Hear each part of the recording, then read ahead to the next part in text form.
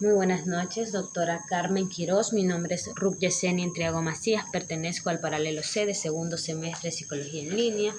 Hoy siendo 5 de diciembre, siendo las 7:30 de la noche del año 2025. En esta ocasión voy a explicar los contenidos de la unidad 3 y la unidad 4 de la materia Teorías y Sistemas de la Psicología. En la unidad 3 tenemos enfoques muy importantes y claves para la psicología, como es el conductismo clásico, el condicionamiento operante, el aprendizaje por observación, el cognitivismo que analiza los procesos mentales.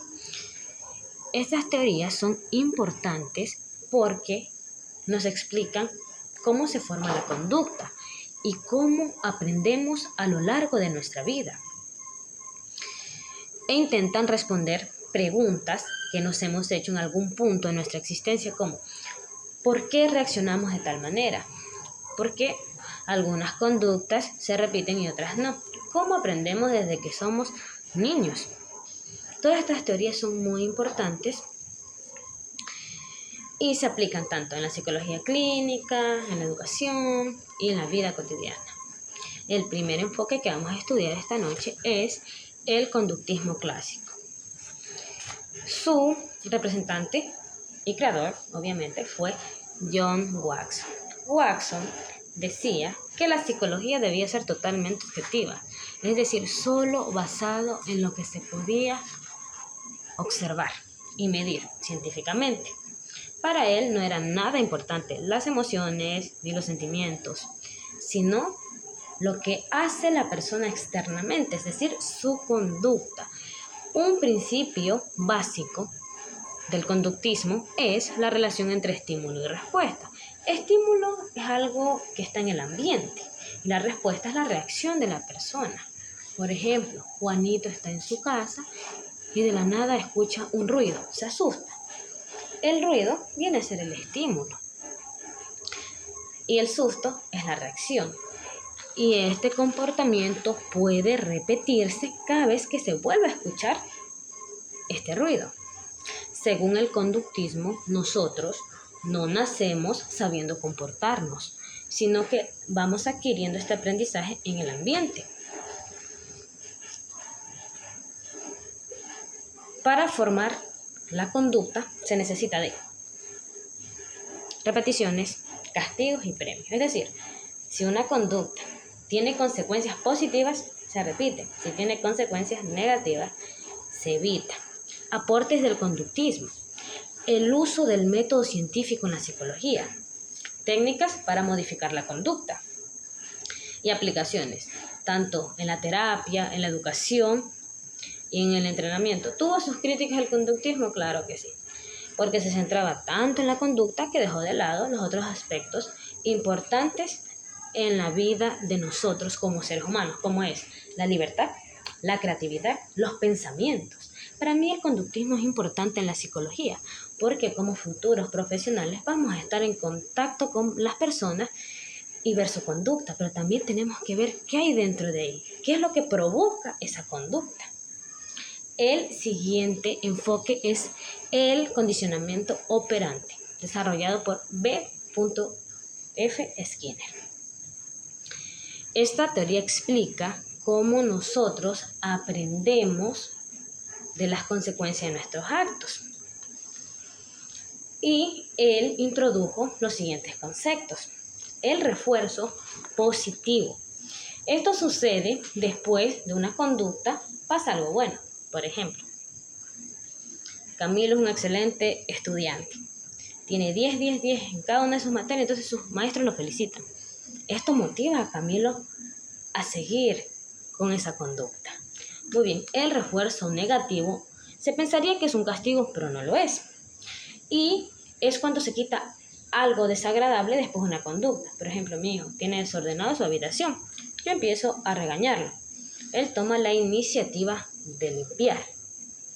Y mis regaños cesan. Él se da cuenta de eso.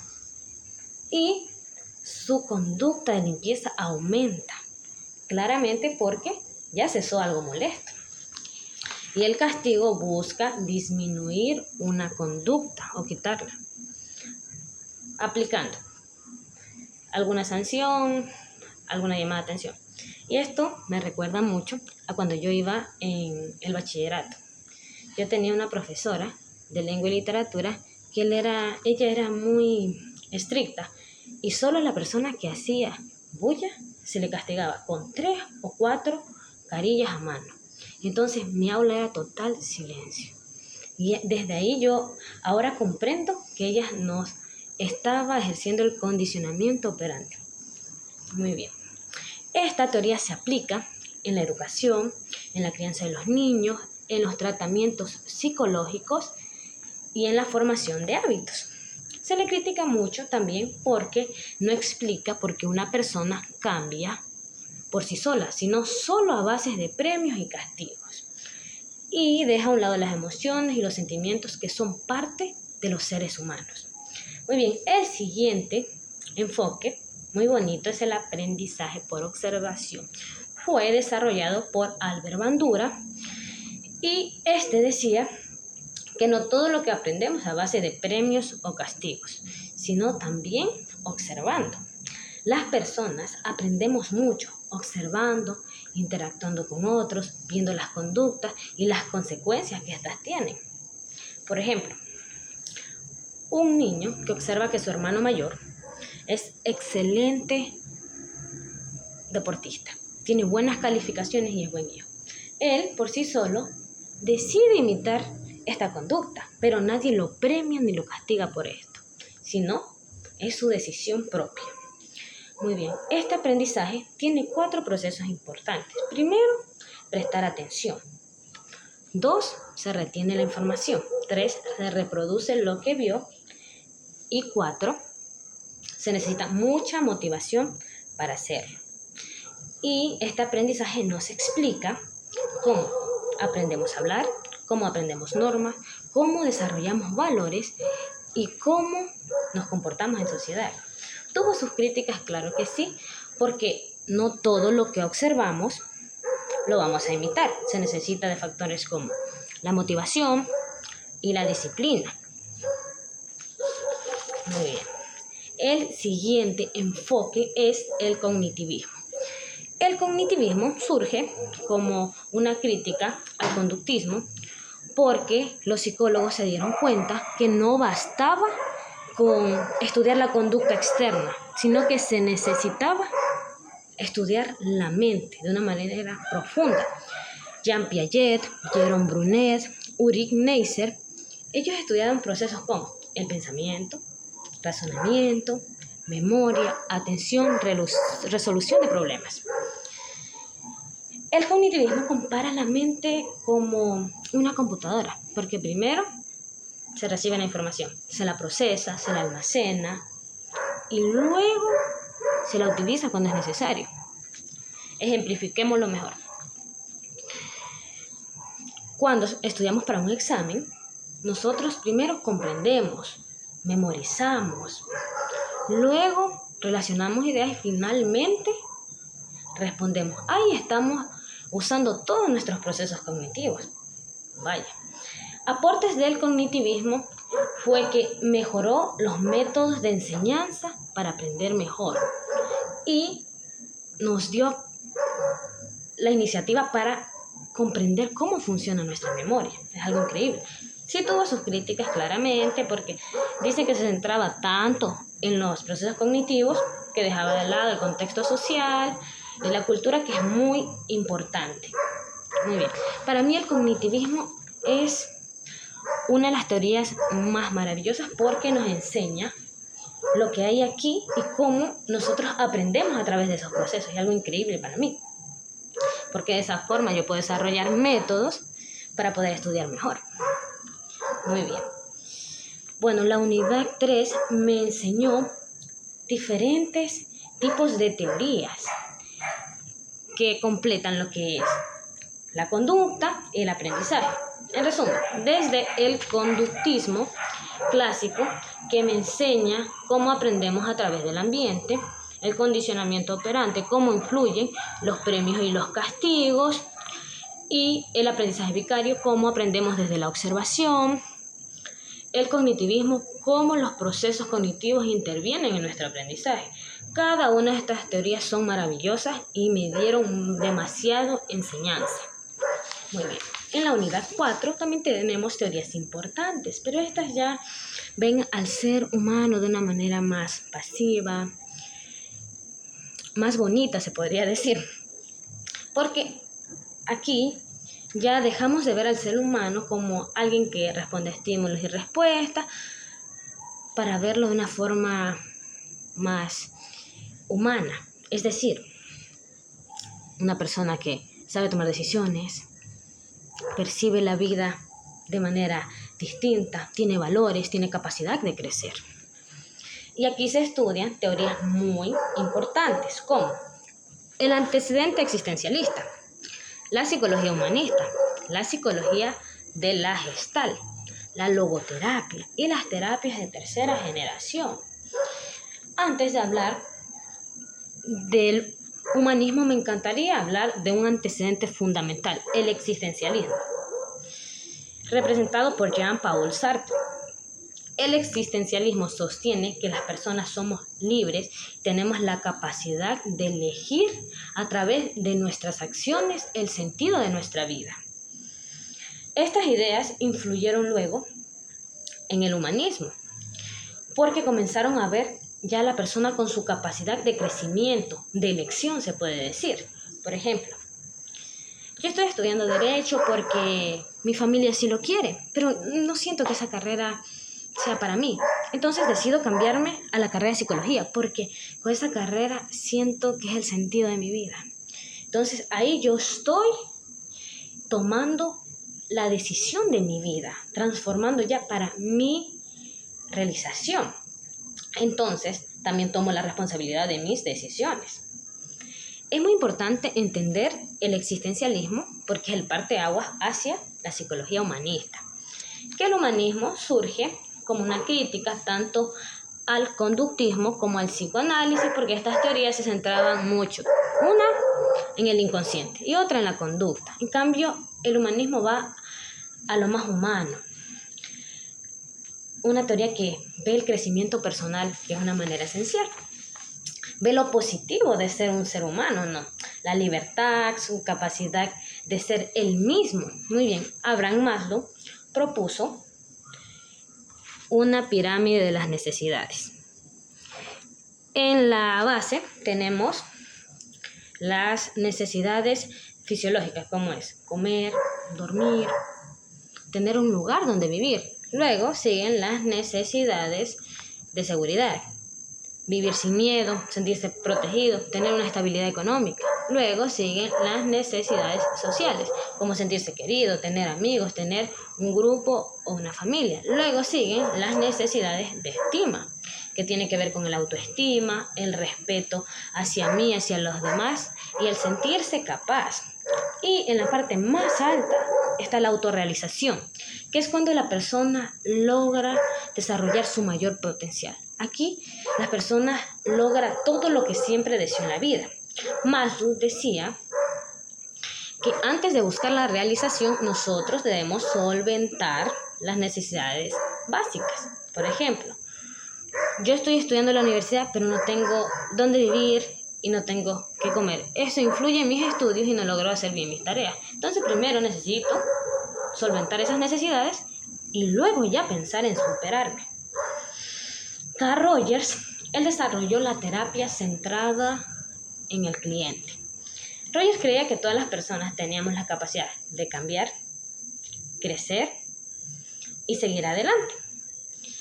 Él decía que el psicólogo no debe imponer soluciones, sino crear un ambiente tranquilo, lleno de paz, escuchar, comprender y no juzgar. Por eso el terapeuta debe tener 3 actitudes. Primero, la empatía. Es comprender las emociones del cliente como si fueran propias, pero sin dejar de ser uno mismo.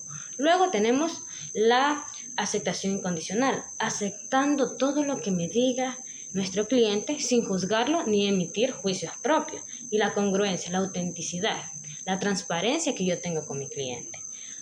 Por ejemplo, cuando una persona se siente triste, rechazado por la sociedad, incluso porque hay momentos que nosotros mismos nos rechazamos, ¿no? Entonces va donde el psicólogo. El psicólogo lo escucha con respeto, con comprensión, lo hace sentir seguro. Entonces ahí se está aplicando la terapia centrada en el cliente.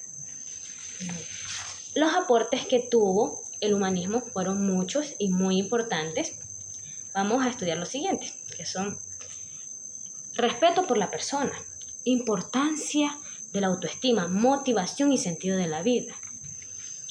Muy bien, como toda teoría se le critica porque se centra mucho en lo positivo y porque sus conceptos no se pueden medir de manera científica. Sin embargo, yo estoy de acuerdo con que los seres humanos debemos sentir esa sensación de estar realizados, de yo sí soy capaz, yo sí puedo. Sin embargo, también yo estoy de acuerdo con que no debemos ser siempre positivos, ni tampoco negativos, sino tener un equilibrio. Saber que soy positivo, pero que vienen problemas y los puedo afrontar. Muy bien.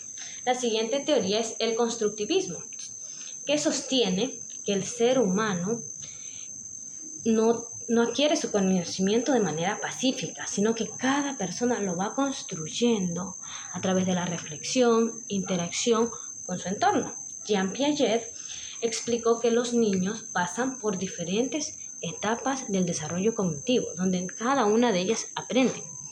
Muy bien, la etapa sensorio-motora, que va de los 0 a los 2 años, en esta etapa los niños aprenden a través de los sentidos, mordiendo, tocando, chupando. Por ejemplo, un bebé agita el sonajero, él aprende que al hacerlo, este emite un sonido. La etapa de las preoperaciones. En esta etapa aparece el lenguaje, el juego simbólico, la imaginación, pero el niño aún no puede razonar de manera lógica. Por ejemplo, un niño cree que al caminar en la noche la luna lo persigue. Y luego tenemos la etapa de las operaciones concretas, que va de los 7 a los 11 años. Aquí el niño ya puede razonar de manera lógica, pero con cosas concretas. Por ejemplo, un niño sabe que aunque el agua se cambie de vaso, sigue siendo la misma cantidad. La cuarta etapa es la etapa de las operaciones formales, que van desde los 12 años. En esta etapa la persona ya puede razonar de manera lógica, resolver problemas complejos, hacer hipótesis. Por ejemplo, un adolescente puede dar su opinión de política, religión y sociedad.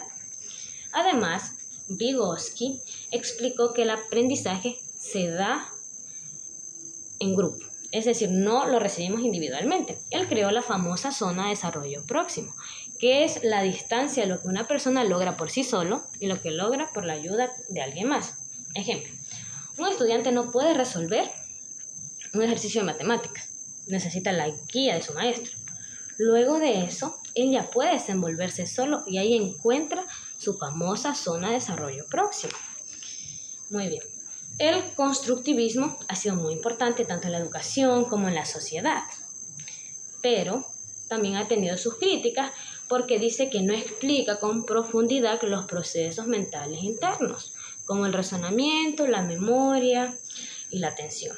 Para mí el constructivismo es necesario para cada una de las personas, porque yo pienso que también aprendemos bastante cuando trabajamos con otros, porque no es que yo tengo 100% mi aprendizaje. Yo trabajo con Juanita y aprendo algo nuevo, Juanita aprende algo de mí, y así. Muy bien. La siguiente teoría es la psicología de la Gestalt.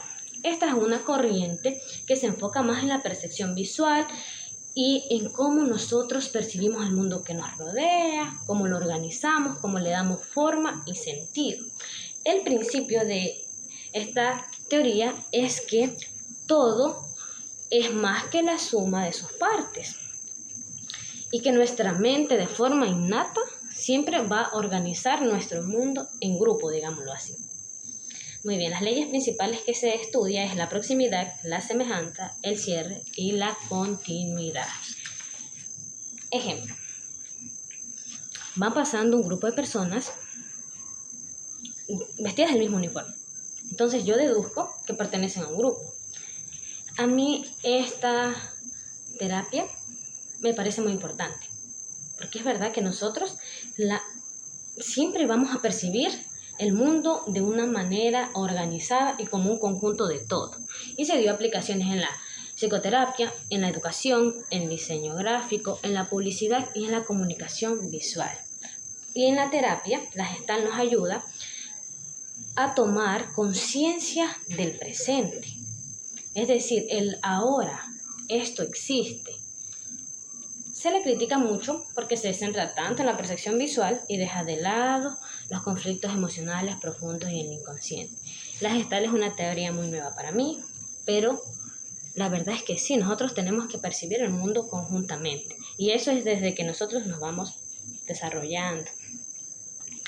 Y me gusta mucho porque esta teoría toma como el presente como la base de todas las percepciones. También tuvo sus contras, pero bueno, ¿qué teoría es perfecta?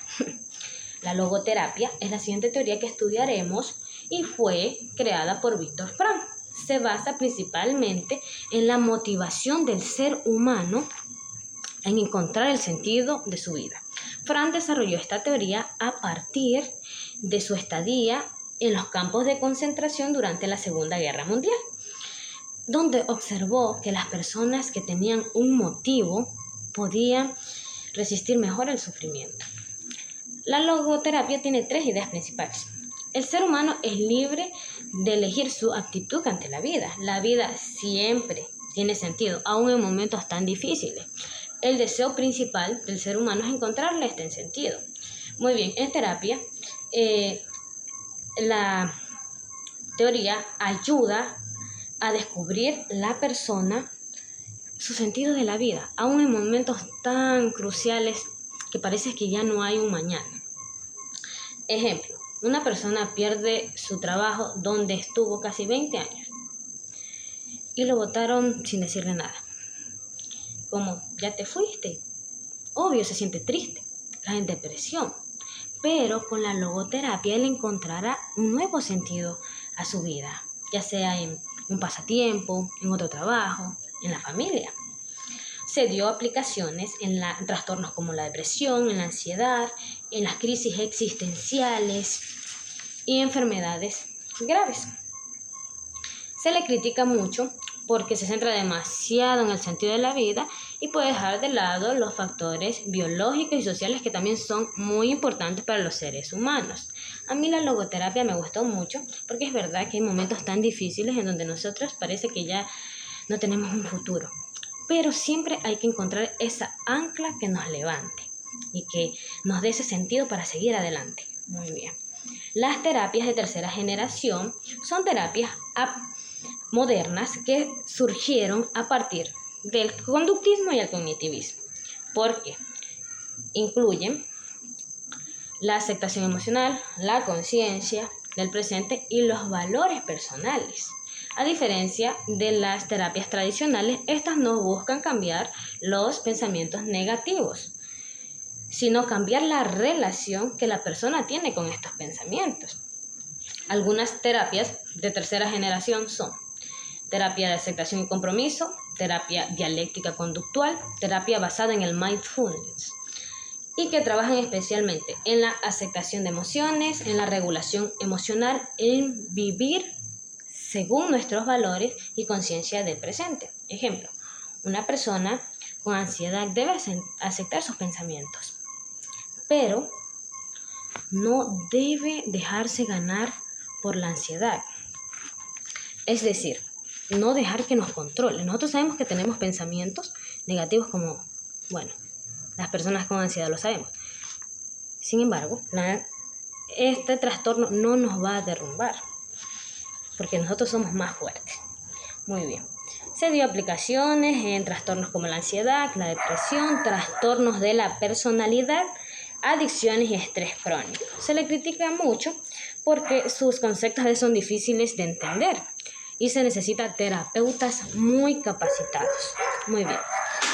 Por su parte, en la unidad 4, estudiamos teorías muy importantes que ven al ser humano de una forma más integral, con el humanismo que resalta la importancia de la autorrealización, de la motivación, que a veces nos falta mucho en las personas sentirnos motivados y autorrealizados, pero sí podemos.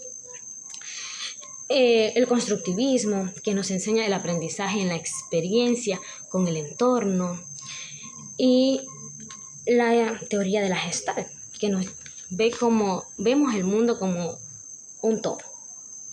La logoterapia, encontrar ese sentido a la vida. Las terapias tercera generación, nada nos va a ganar. En cada una de estas teorías he aprendido cosas maravillosas que han cambiado mi percepción de la vida. Muchas gracias, licenciada.